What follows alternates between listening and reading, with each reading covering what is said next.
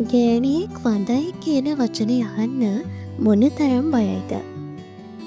ඒ වචනට පුළුවන් ජීවිතයක් බෙදලා දාන්න. අද කතාවත් කිරි සෙහනයට පෙම්බඳින නව යුවලක්. කාලයක් සමග බීමට හුරුවන සැමියෙක් වගේම ආශ්චර්යමත් සිදුවීම් සමූහයක එකතුවක්. කිරි සෙහන ටීම් නිරංජි ලක්ෂිකා රණතුංග කතුවරිය විසින් නිර්මාණය කළ කෙටිකතාවකි.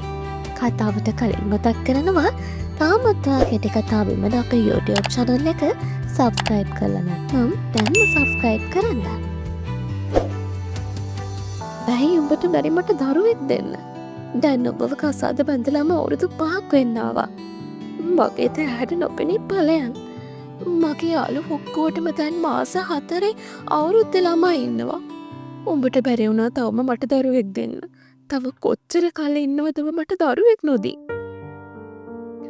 මම තව උඹ එක්ක මේ කසාදින්නේ නෑ.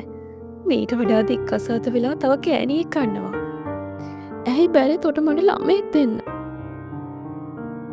වෙනත විදිහටම බේමතියෙන් පැමිණියේ විවාහ වේ වසර 5ක් ජීවිතේ කෙවන ලද මගේ මහත්තයා.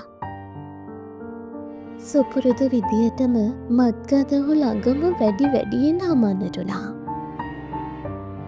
සාලයේ විවෘත වෙලා තිබුණ දොරවසලින් ගෝරෙන් ආඩු කර ඇවිද ගන්නට වාරු නැති ඔහු මෙලෙස හැසිරීම මා සිත වාවගත නොහැකි කරුණක්.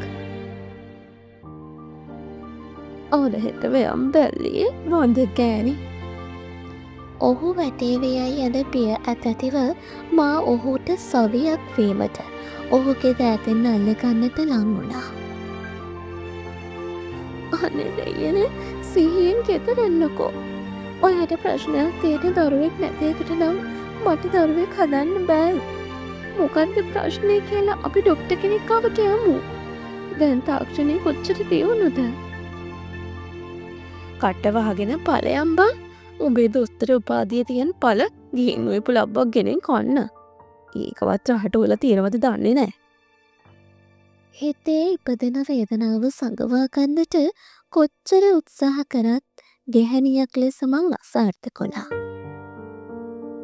ඇස් කොනින් වැටෙන කඳුළු බින්දු දෑතින් පිස දමාගෙන ගියේ ඔහු වෙත රාත්‍රී කෑම බෙදාගෙන එන්නයි.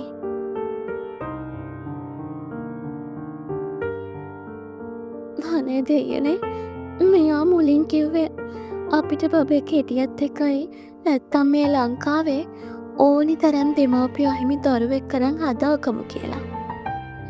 එහෙම කියපු මනුස්සයා එච්චර වෙනස් වුණේ කොහොමද? මං වචනයක් කතා කරත් මට අතපය ඔස්සගෙන ගහන්න එනවා. කල්පනා කොන්නක මෙදී සිටි මම ඔහුගේ කෑම පිඟාන හා බීමට වතුරද රැගෙන මේසෙන් තියන්නට උනා. අනේ දෙයනේ මේ මොන අපරාධයක්ද? මෙයාට බීල වැඩිකමට වමන ගිහින් මෙත්තටම නින්ද ගිහිල්ලා. දැන් කොහොමත් මේ බත් එක කන්නේ නෑ. රෑ 10ටත් ළඟ. මේ මිනිස්සයා ගාව මහා පෙරේත ගඳක් එන්නේ. ශික්. මේකට උත්තර කවද හම්බ වෙයිද? පුදුම ගඳක් තියෙන දෙයනේ.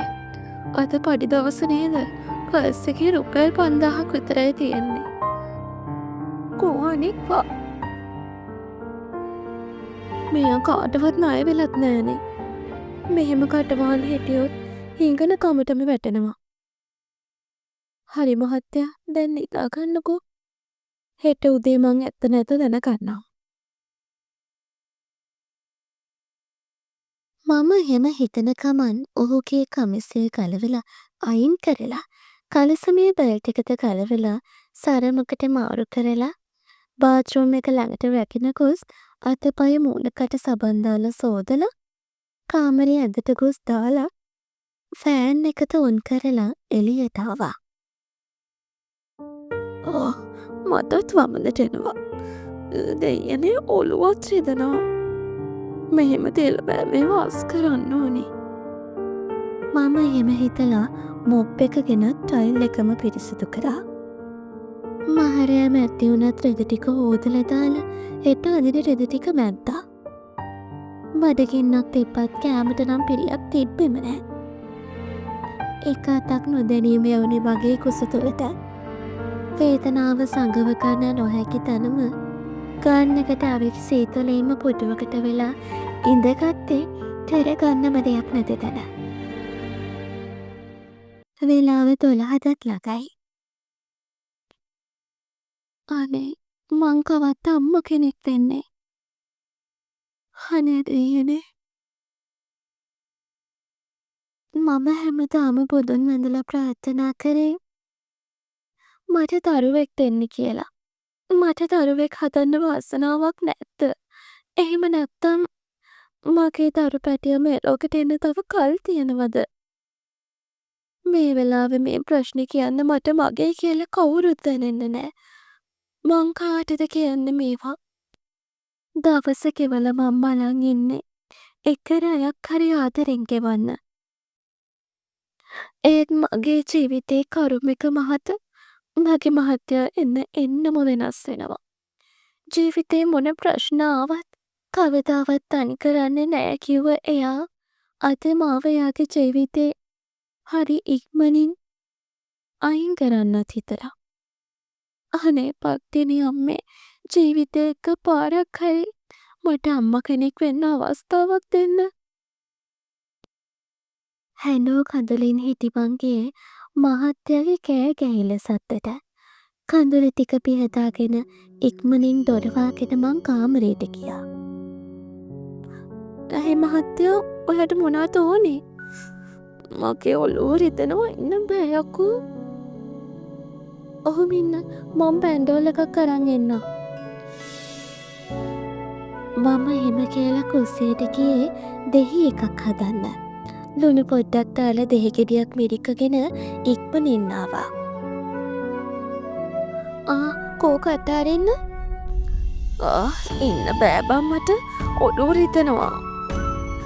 එකෙක් පොල්ලකින් තැලුවා වගේ. ඕක බොන්නකෝ කතාරින්න. මන් දෙහි එක ඉක්මනින් කට ඇතුළට දාලා කට තද කරගත්තා. වමනේ දානව නම් දාන්න මං අදින්නම්. උඹ මොනාද පෙව්වේ? මම පෙව්වේ දෙහි එකක්. එතකොට ඉක්මනින් ඔය ඔලුව කැක්කම අඩු වෙයි. මෙහෙන් නිදාගනින් හෙට මට නිවාඩු. තව කුස්සියේ වැඩ තියෙනවා. ඔයාට කෑව හැකිද? කෑම කනවද? මම බෙදාගෙන එන්නද? එපා ඕන්නෑ කරන වැඩක් කරගන්න හෙට මෙහෙන් ඇවිත් නිදාගන්න. පුළුවන් නම් ඔලුව පොඩ්ඩක් අතවා පංකෝ රිදෙනවා. එහෙම කියලා එයා මගේ ඔක්කෝඩින් ඔලුව තියාගත්තා. කොච්චර බැන්නක් කෑ ගැහුවත් මෙයාට මං නැතුව බැරි විත්තිය මං හොඳාකාරයෙන්ම දන්නවා. ඔයා අඬනවද? ඇයි මේ කඳුළු? එයා එහෙම කියද්දිනුයි මට මතක් වුණේ මං ඒකිපිදීම ඉවසගෙන හිටියද නෙතින් නැගෙන කඳුළු හංගගන්න මට නොහැකි බව. තමුසේ ඇයි අඬන්නේ? වෙවුලන හඬකින් වචන පිට නොවැතිම ඉකි ගැසුනේ මටත් නොදැනීමයි. යශෝ තමුසේ අඬන්නේ ඇයි? මොකුත් නෑ ඔයා නිදාගන්න. මම චැනල් දොරවල් වහලා ඒවා වැහිලා හරිත බලලා ඉක්මනින් එන්නම්. ඔළුවත් රිදෙනවා දාඩියයි ඇඟ හොදලම එන්නම්මා. මං එහෙම කියලා ඉක්මනින්ම නැගිටලා ගියේ නාන කාමරය වෙතට. වේදනාව පිට කරගන්න ක්‍රමයක් නැති මුදන පොතර ෂවර් එක අරගෙන ඇදුවම ඔළුවේ රිදිලා එන්නම වැඩිතන මහත්තයාගේ නින්ද කඩන්න ලෝභ හින්දාම අනික් රූම් එකට ගිහින් නිදා ගන්න හිතලා කියා. නින්ද නම් මහලකවත් නෑ. උදෑසන සූර්ය ලෝකයේ ලෝ පවතින වීමට තිබෙන්නේ තව හෝරා 3-4ක් පමණයි. ඔළුව රිදිල්ල වැඩි නිසාම කලන්තේ වගේ දැනෙනවා. කෑම ඔප්පිරිය ගතියකුත් දැනෙනවා. කල්පනා රැසක ගිලියුන් මට නින්ද කෙසේ ළඟා වුණේද කියන එක නම් අදාහගත නොහැකි. නමුත් මාසවල් 900 හැරුණා. ඇයි නැගිටින්න මේ දේක බොන්න. මං දැන් හුඟ වෙලාවක් ඔයාට කතා කරන්නේ. මට එපා. මට තව ටිකක් නිදා ගන්න ඕනේ. මම එහෙම කියලා අනිත් පැත්ත හැරුණ නිදා ගන්න කියලා හිතාගෙන. යශෝ දැන් එකපාරක් මං කතා කරන්න නැගිටින්නකෝ. මගේ ඇඟට පණ නෑ රොසිර. ඔළුව කැරකෙනවා ඉන්න බෑ. මම එහෙන් පිටින්න පොරවන හිටිය ෂීට් එකත් විසිකරගෙන ඇඳෙන් බැහැලා දිව්වේ මට අමුතු විදිහට ඔක්කාරයක් දැනුනේ හින්දා. හිතේ චකිතයකුත් තිබුණා. මගේ කන්න ලව්වට දෙවියෝ මට වරමක් දුන්නද කියලා. යශෝ තමුසට මොකද වුණේ? මොකක්ද ලෙඩේ? මෙහෙම මලානික වෙලා ඉන්නවා දැකලා නෑ මං. අනේ රොසිර මට අමාරුයි. ඇඟත් රිදෙනවා. අප්පිරියයි කෑම. ඔළුවත් රිදෙනවා. අපි ඩොක්ටර් කෙනෙක් හම්බෙන්න යමුද? ඔහොම ඉන්න මං ටී-ෂර්ට් එකක් දාන් එන්න. කායකයන්. හා. තමුස මොනාහරි අප්පිරියාවෙන් කෑවද? අනේ නෑ රොසිර. ඔහු එහෙම කියාගෙන ගියේ කාරේ යතුරු රැගෙන වෛද්‍යවරයෙක් හමුවීමට යෑමටයි. මගේ හිතනම් කීවේ මට මගේ ජීවිතේට ප්‍රාතිහාර්යයක් වෙන්න යන බවයි. නමුත් හිතේ සැකයක් තිබුණා. යශෝ නගින්න ෂීට් බෙල්ට් එක දාගත්තා. එසේ කිය ඔහු රේ පණ ගන්වා පැයක් පමණ ගත වුණාගෙන් පසු රෝහලට පැමිණෙන්නට වුණා. යශෝ ඔහොම ඉන්න මං අල්ල ගන්නම්.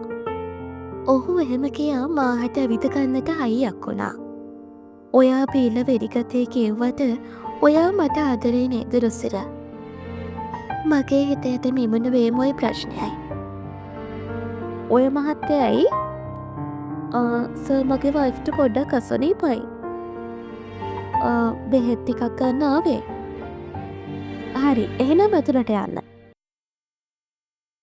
පද වේලාවකට පසු සර් මේ මිස්ගේ යූරින් ටෙස්ටින් එකක් කරන් එන්න කියලා ඩොක්ටර් කිව්වා.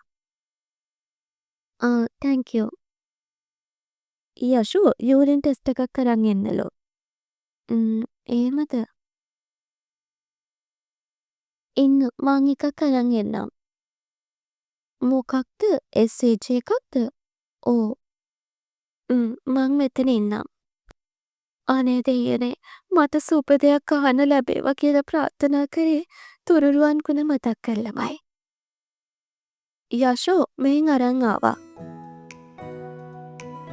ඔහොම ඉන්න මං වොෂ්රූම් එකට ගිහින් එන්නම්. මං එහෙම කියලා කොමන්ට් එකෙන් වාඩි වුණේ යූරින් ටෙස්ට් එක කරගන්න.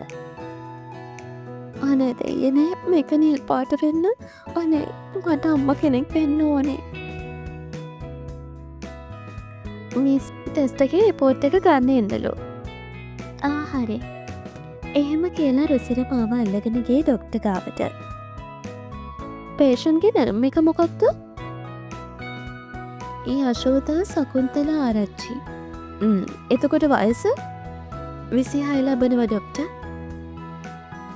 දෙන්නා මැරි කරලා තින්නේ කොහොමද? කවද්ද අන්තිමට ඩේට් උනේ? ඔව් ඩොක්ටර් මැරි කරලා අවුරුදු 5යි. යශෝ ඩේට් උනේ කවදද මතකද? සති 3කට වගේ කලින්. කන්ග්‍රැචුලේෂන්ස්. එහෙනම් she's pregnant. සති 2කට වගේ ආසන්නකමක් තමා පෙන්නන්නේ. පස්ස වෙලාවක විවාහ සහතිකේ ජාතික හඳුනුපත එහෙම අරගෙන එන්න. ක්ලිනික් එකට ලියන්නම්. අනේ දෙයනේ කොම්මේ දකින්න හීනයක්ද? මං අම්මා කෙනෙක්. මේ දවස වෙන්නදී මගේ ජීවිතේ මං අහපු ලස්සනම වචන වගේම ලස්සනම දවස. එහෙනම් දෙවියෝ එක අවස්ථාවක් දුන්න මට අම්මා කෙනෙක් වෙන්න. දන්නවද රොසිර ජීවිතේ සමහර දේවල් තියෙනවා ප්‍රතිහාරය සිද්ධ වෙන. හරියට යශෝ ඊයේ රෑ තිස්සම ඔයාලගේ කුළුඳුත් පැටියට බඩට එන්න කියලා කන්නලව් කරා වගේ. ඉතින් ඒ කතාව හරි ලස්සනට ඉවර වුණා. කිරි සිහිනයක් කියන්නේ ලෝකෙම ලස්සන සිහිනේ. ඔය කිරි සිහිනයක් බලාපොරොත්තුවෙන් ඉන්න මවක් නම් පියෙක් නම් ඒ සිහිනය සැබෑ වෙන්න කියලා අපි ප්‍රාර්ථනා කරනවා. ඉතින් ඔයාගේ අදහස කමෙන්ට් කරන්න. ඒ වගේම මේ වගේ ලස්සන වෙනස් වූ කතා රස විඳින්න කෙටි කතා වෙමන අපේ YouTube channel එක subscribe කරලා තියාගන්න. ඒ වගේම මේ වගේ කතාවක් දාපු ගමන් දැනගන්න නම් bell icon එක click කරලා all button එක press කරන්න අමතක කරන්නත් එපා. ඉතින් මේ වගේ කතා යාළුවන්ටත් බලන්න share කරන්න. මේ වගේ ලස්සන කතාවකින් ආයෙත් හමු වෙමු.